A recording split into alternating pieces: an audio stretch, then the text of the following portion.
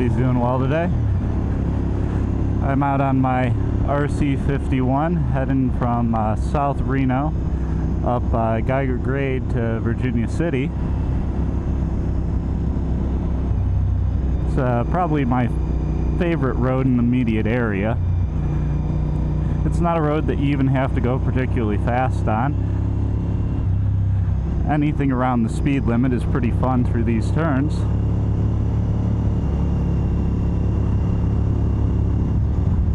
As you can see, it is a very popular place for motorcycles.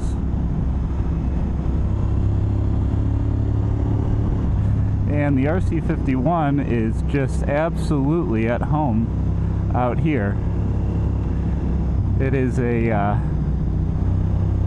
homologation special sport bike made by Honda and HRC to be raced in the AMA and World Superbike Championships. This one in particular is, as far as I'm aware, outside of two strokes, Honda's only production V-twin sport bike.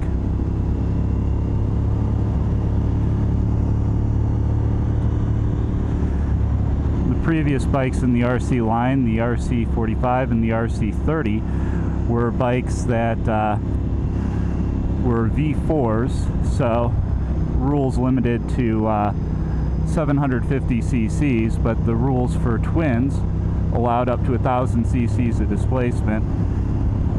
Honda created this bike specifically to try to counter the Ducatis and the Aprilias that were doing quite well in the championship at the time. And they were successful. They won 2 World Superbike Championships with Colin Edwards and 1 AMA Superbike Championship with Nicky Hayden.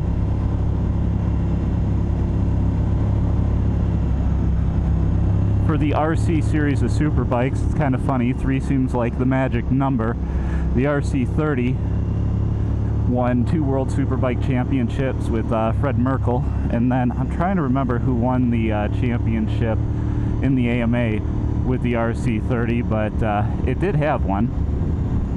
The RC45, a bike which is maligned compared to the RC30 and the RC51, it seems. I really don't understand why. I guess it's first impressions. When the bike came out, it had a lot of new technology. It was Honda's first attempt at fuel injection on a race bike, and reliability and other kinks that needed to be worked out, but ultimately it won the World Superbike Championship with John Kaczynski, yet another American, and then it won the AMA Superbike Championship with Ben Bostrom. I thought it might have one other AMA championship in there to give it 3 overall, but I could be wrong on that.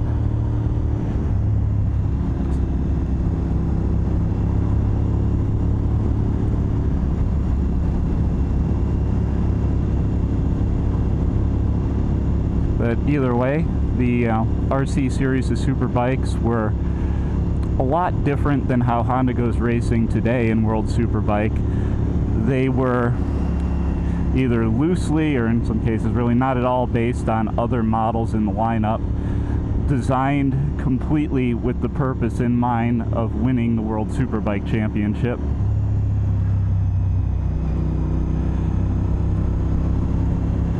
Yeah, I know today Honda has as their bike the CBR 1000 RRR SP Fireblade as their sort of homologation spec bike, but that is based, heavily on the standard CBR 1000 RR, and it's not a unique platform, so I really don't consider it to be a successor to the RC series of bikes. You could argue that the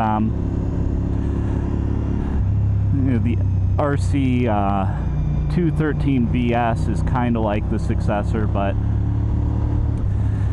that really is a MotoGP bike for the street and not a World Superbike. But super cool nonetheless. I consider the 213 VS to be the spiritual successor to the NSR line of GP bikes.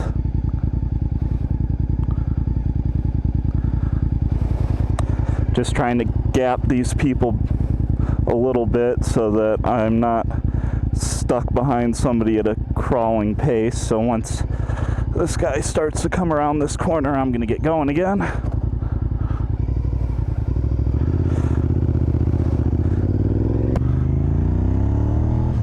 And then I don't know if you can hear it there when the bike is idling, but there should be a little bit of a whining sound. The RC Superbike line all have gear-driven cams, so you can hear that when you're at a stop.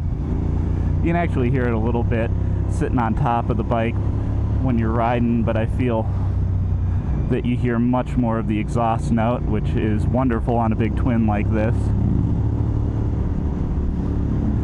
It's funny going up to Virginia City here, where it's mostly Harley people coming through on this bike because of the way that it looks versus the way that it sounds. I get some odd looks from the other people around. I'd say overall, you know, people's reaction to the RC51 is overwhelmingly positive. You know, people that are sport bike fans all know what it is, and you know, respect what Honda did with the bike, especially because it is so unique in being their only V-twin superbike.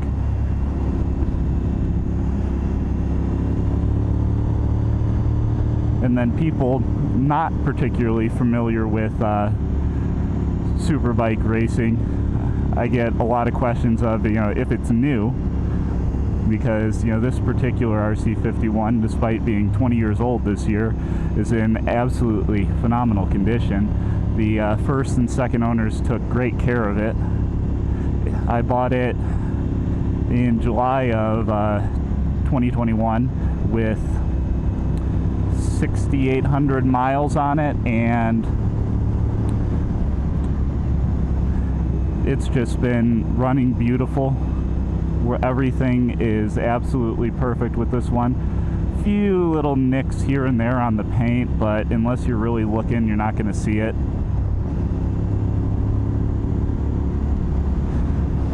That's actually something that's really surprised me, is how many people think this is a brand new sport bike. I guess it has a little bit of a different look as compared to a lot of the other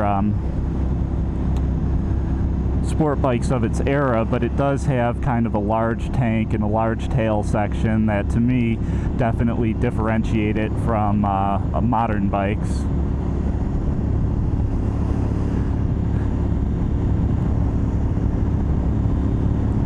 And unlike modern bikes, you're on your own when you're on the RC51. There's no traction control, there is no ABS, launch control, etc. It's a cable throttle and dumb brakes. That's it. No slipper clutch. Obviously no quick shifter. So when you're riding this bike, I think that there's a feeling of directness that, you know, can be lost when a computer is taking your input, then taking a bunch of other sensor data and deciding what to do with the motorcycle. Yeah. For all that improvement that it offers in terms of safety and, you know, improvement in times around a racetrack, that's not the reason why I want a motorcycle. And this bike also comes from an era before superbikes got so powerful that they were just unmanageable on the street. You know, it's a V-twin. It has a load of torque and a nice flat torque curve, and it makes about 137 horsepower. So this is a bike where you can really bang it through the gears, grab handfuls of throttle, and not worry about, you know, going to jail speeds or just sending it off the road because you're dealing with 200 horsepower. You can have fun with this bike and feel like you're really riding it versus just managing to keep it under control and in between the lines. Yeah, there's something to be said for just wringing the neck of a slower bike versus being tentative in your riding of a much faster bike. It's just much more enjoyable.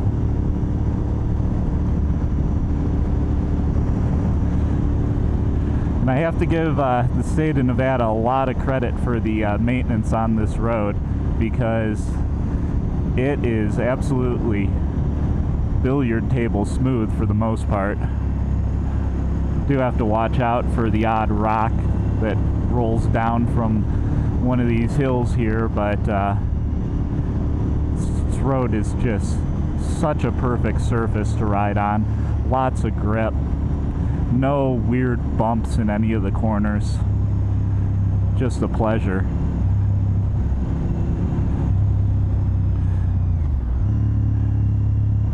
And the RC51, being a more race-oriented bike, does have a fairly firm suspension. I'd never call it harsh, but it's certainly not plush either. You know, the benefit of that is with this chassis, it just tracks on whatever line you put it on through a corner and holds it so well. You know, some people say this bike is a little bit slow on turn-in, and you know, maybe that's the case, especially compared to modern 600s and modern leader bikes, but you know, compared to bikes of its time, I had a contemporary to this, first generation R6, and I really don't think that bike turned in any faster than this. I'd actually say this one is probably easier to get to dip into a corner. And then from the middle of the corner on, just grabbing that torque is fantastic. You know, the only weak point of the bike in out in situations like this on mountain roads is perhaps the brakes. While they're, you know, fine for the time and certainly more than adequate to bring this bike to a stop, you know, compared to my MV Agusta Brutale 990, which had Brembos, and you could stand that bike on its nose with very little pressure from one finger.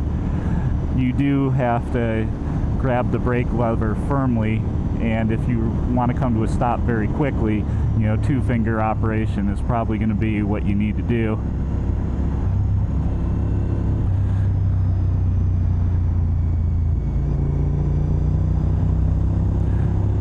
The gearbox is kind of what I think of typical Honda, at least as far as bikes are concerned. It's totally average. It does exactly what you want it to do. You know, I'm not finding false neutrals. I don't have a hard time going up or down and getting from one gear to another, but at the same time, it just doesn't have that positive snap that some other manufacturers' gearboxes have. Yeah, I'm coming up into Virginia City now, the old capital of Nevada, old silver mining town. They still have a nice boardwalk going up and down Main Street.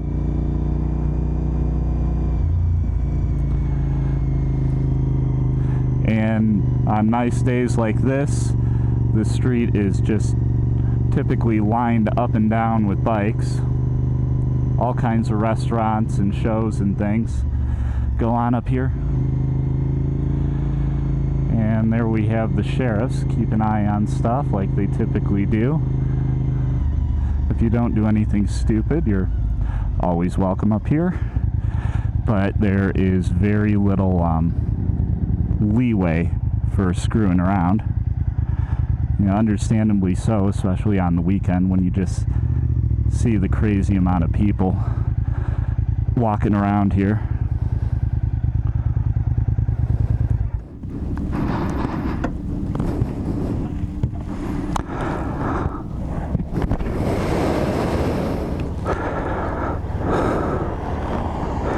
Coming to a stop, the main weak point of this bike is it is just not a good around town bike. So anybody looking at getting one should know that. It what's it called? It has a relatively aggressive seating position. It has high rear sets. It has low clips. The stock seat is a piece of wood. So in order to make this more comfortable, the clips are still the stock ones, but they're raised all the way up against the triple clamp. And there's drop rear sets on the bike.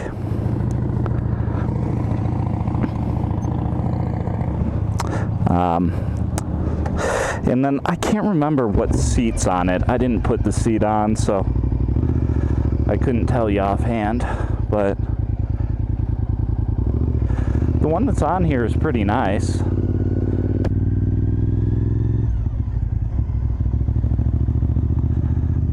No complaints, but I did sit on these when they were new, and this seat is a dramatic improvement over the one that came from the factory. This being a big twin, it does run hot, and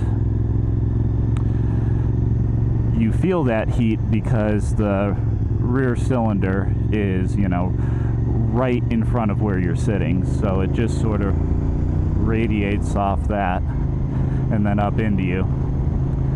The side mount radiators do a reasonable job when you're moving above 40 miles per hour, but anything around town or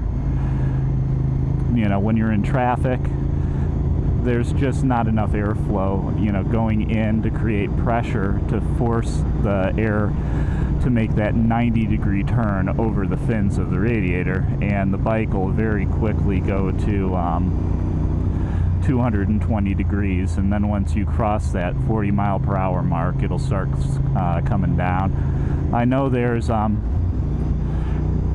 fan mods and stuff that can be done to improve that on these bikes, but trying to come across those parts at this point with the age of the bike is difficult. And the fans, I'm sure, make a huge difference, because when you're actually at a stop and the radiator fans kick on, the bike comes right down into the low 200s.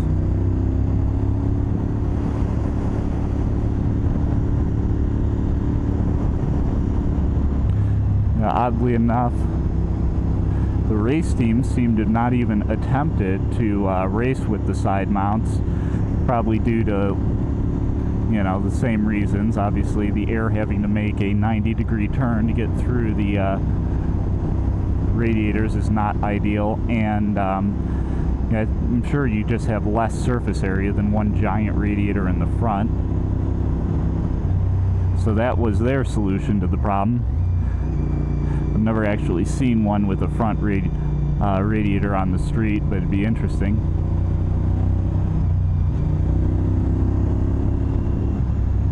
It's got to be some sort of bike week, because it's a Friday afternoon, but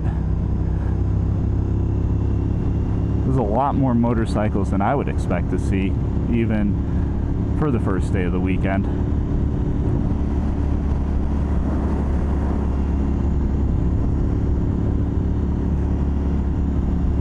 So just going along on the road here too, 50-ish miles per hour right at the speed limit is perfectly fine. The turns are a lot of fun, and you're not going fast enough that you'll get in trouble with the highway patrol.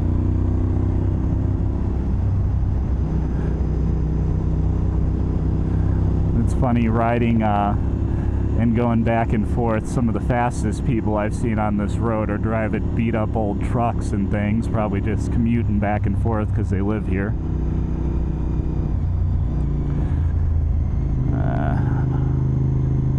You do run into this up here though, where these people are going way below the speed limit. Let's see if we'll use the turnout. It's one thing that they typically never understand to do. You're slower traffic. You're supposed to get out of the way. Super f***ing annoying. So my general solution to this, because I don't want to follow this idiot, is to pull off to the side here and then wait a little bit to create a gap in traffic.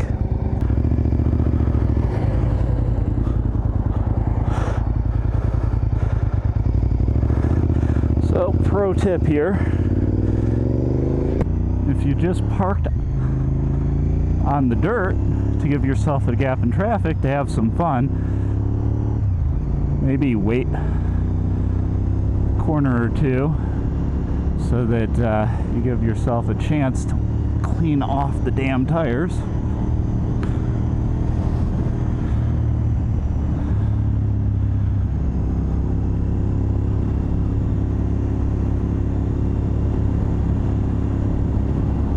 There's actually lots of good trails and fire roads and stuff all through the hills here. You know, back off to the right is where I do most of my riding with my dirt bike, but tons of direct access for anybody with a adventure bike. Not that they ever go anywhere besides Starbucks.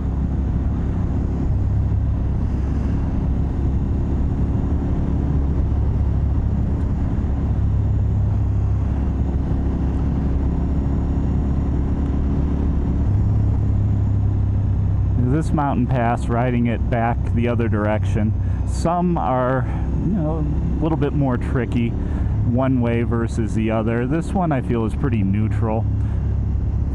There's no turns that are particularly steep even when you're going downhill, and they've always got quite a bit of banking to help you in the corners, which is really nice. You know, obviously you always have more margin when you're going uphill, since gravity will work to keep you on the road and it's working against you downhill. But you know, the pass at the other end of the valley where I'm at here, Mount Rose Highway going up to Lake Tahoe, I think is a lot easier riding from east to west than it is west to east, just because of the peculiar God, I can't speak. Just because of the particulars of the corners.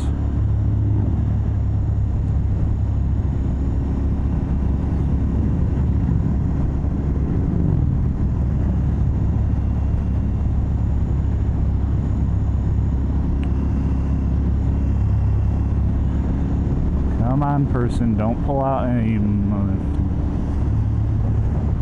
And I swear some of these people do it on purpose too. They can clearly see that there's a bike coming, and they're not gonna even drive the speed limit, but they have to pull out in front of you just to cause you to not be able to drive the speed limit in order to prove some kind of fucking point.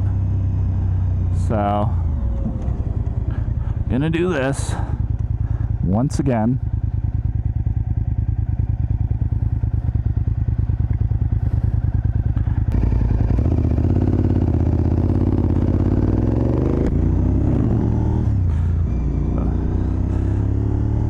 Saw a couple Panameras go by as I was parked there waiting for a gap in the traffic. I've only seen a few of those out here in the wild.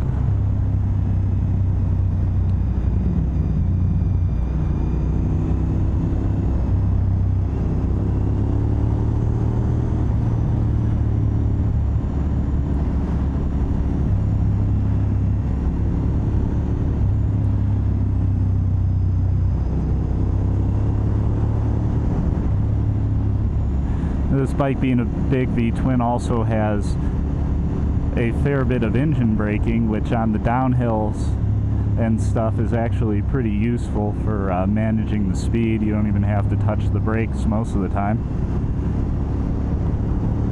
I know they use electronics to tune that out of a lot of modern sport bikes. And on the dirt side, I'm a big two-stroke guy, so I certainly can appreciate from a going fast standpoint why you might want to do that.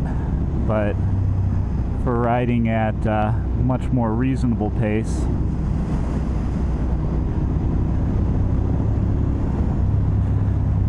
not having the coasting and just being able to use the engine to slow yourself down into the corners is actually quite useful.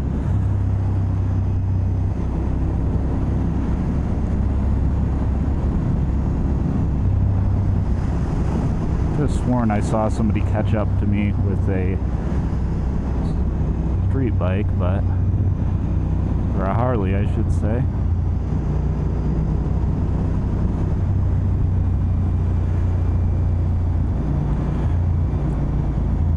One thing when you are riding this pass, you do want to at least give yourself the best shot at not having an issue is pay attention to the inside lane when you're riding up it to see if there's any rocks or things that have come off the side of the mountain that might cause you trouble. No guarantee that there won't be something there that wasn't when you're coming back down, but at least if you can see what you're going to be riding on ahead of time, you're giving yourself a little bit of an opportunity not to get in a crash.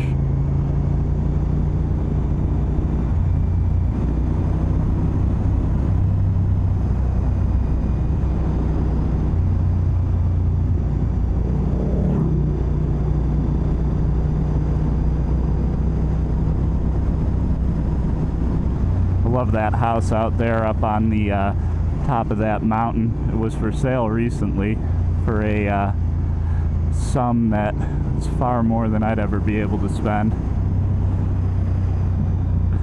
Super cool location. It has a very sketchy dirt driveway going to it though.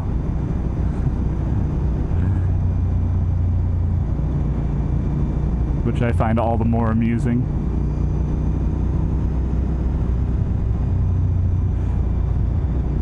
You have to look down and make sure I'm not having too much fun from time to time, because it is easy to get going on this bike a lot faster than you think you are.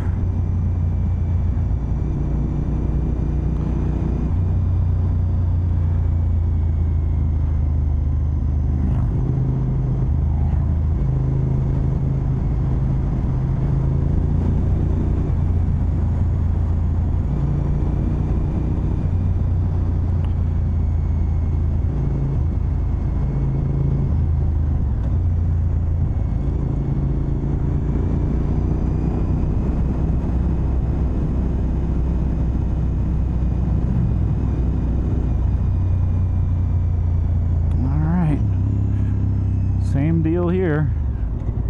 No luck today. Just going into the weekend, there's too many people out wanting to have a good time for me to have a clean shot at riding this road.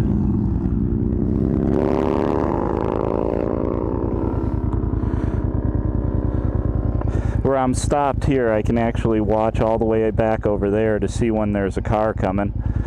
So I can judge the gap really well. So you can see the next one coming down over there.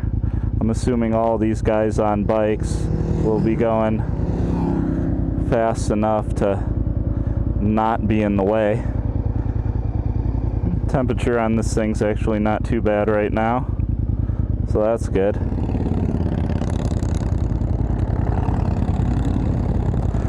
There's our buddy. So a few more seconds and we'll get going now.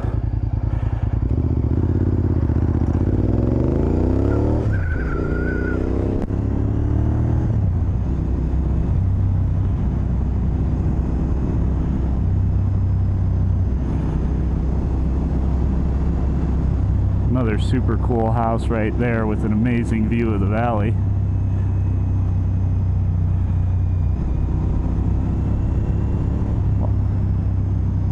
Although you definitely want to install good windows and insulation in the walls so that you're not hearing too much of the noise from all the motorcycles and sports cars and stuff that go up and down this road all the time.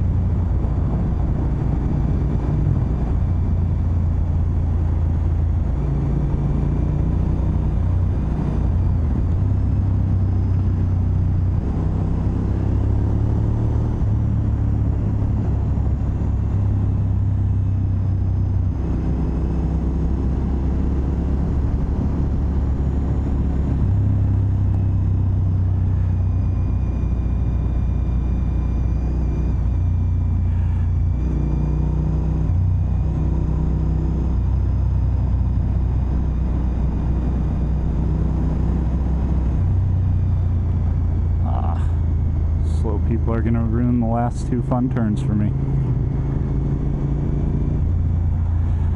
Remarkable that I caught up to this person after giving them so much time.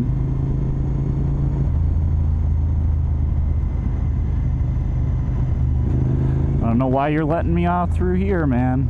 Road ends. Well, the curvy part of the road ends anyways right here, so there's really no point. I'd like to thank anybody that stuck with me through all that. I have a few more videos that I want to shoot in this area, mostly Mount Rose Highway up to Lake Tahoe and then back the other direction, and the road all the way around Lake Tahoe as well. I'm going to be on vacation for the next couple weeks, so it will have to wait until I get back from that. Hopefully the weather will still be as good then as it is now. Thank you again.